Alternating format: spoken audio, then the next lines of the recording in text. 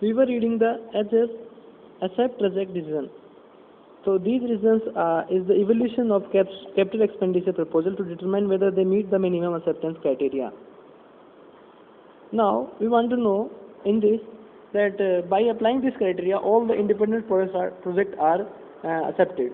So what are the independent projects? Which are the projects whose cash flow are unrelated, independent of one another. The acceptance of one does not eliminate the other from further consideration. Now we want to know the mutually exclusive project decision are projects that compete with one another. The acceptance of one eliminates the other from further consideration. Now, what are the capital rationing? Capital rationing is a financial situation in which a firm has only the fixed amount to allocate among competing capital expenditure. So, here in this capital rationing, we want to know the firm has the unlimited fund. So what is the unlimited fund? Is the financial situation in which a firm is able to accept all independent projects that provide acceptable return. So in the capital busting, we know that we want to reduce our cost or want to increase our revenue. For that, we have to evaluate. We should have to evaluate the capital expenditure. So there are some of the evaluation techniques for that. So these techniques are classified into two broad categories. First is the traditional, and second is the time adjusted. So the properly known as discounted cash flow. These time adjusted, properly known as discounted cash flow technique, they take the time factor into the account. The first category include the average rate of return, payback period method, and the second category include the net present value method and internal rate of return method and the net terminal value method and profitability index method. First of all, we will read the traditional technique, which is the average rate of return.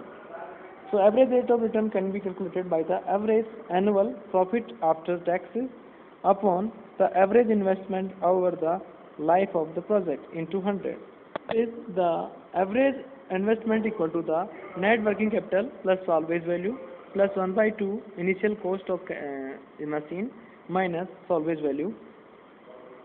So friends, now we will learn this average rate of return method with the example. So here is the example. We determine the average rate of return from the following data. Here we have two machines. The particulars have cost and annual estimated income after the depreciation and income tax. So here machine 1 and machine 2. The cost of machine 1 is 56,125 and the second machine have 56,125 rupees. So here is the depreciation and income tax every year by year, 1, 2, 3, 4, 5 years, and second machine also has same. So here is the addition of that total 36,000 rupees, and here estimated life is 5, and estimated salvage value is equal to 3,000 rupees, and also the same machine second also have the same. Now we will solve the solution. We know that average rate of return is equal to the average income upon average investment. So average income upon average investment into 100. So here we know that machine average income of a machine A and B equal to 36,875 upon 5, which is the estimated life. So equal to income of machine A and B equal to 37,375, this figure.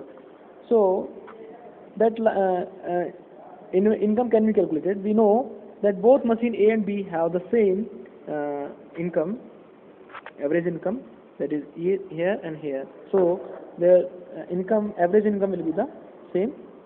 Now we will calculate the salvage value, and average investment equal to salvage value plus 1 by 2 cost of machine minus salvage value.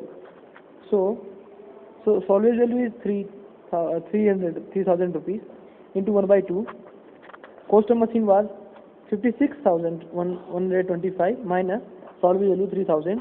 So the average investment will be equal to 29,562 rupees.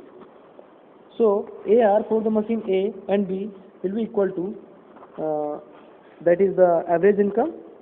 The average income is the 7,375 rupees upon the average investment, which is the 29,565 rupees. So here is the ARR, which is 24.9%.